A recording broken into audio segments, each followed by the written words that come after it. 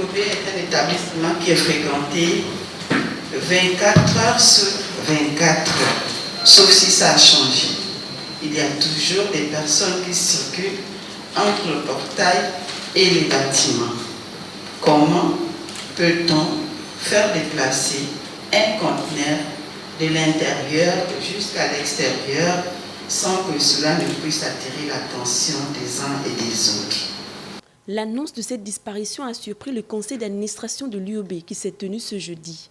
Mais décidément, le vol et autres disparitions sont devenues monnaie courante dans l'enceinte même de l'établissement. Le rapport de l'année 2019 révèle des insuffisances à tous les niveaux, parmi lesquels le vol des splits, des lampadaires solaires, des baies vitrées, pour ne citer que ces cas-là. Ce conseil d'administration a donc soulevé un problème de fond, celui relatif à l'insécurité.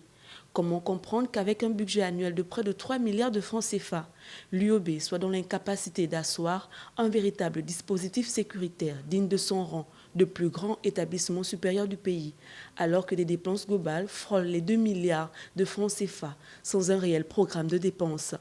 Pour la tutelle, la problématique de police universitaire revient donc sur la table. Les leaders syndicaux sont invités à revoir leur positionnement face à cette proposition qui avait déjà été faite lors de la dernière task force de l'éducation. À côté du problème du vol, il y a aussi l'augmentation des frais d'écolage.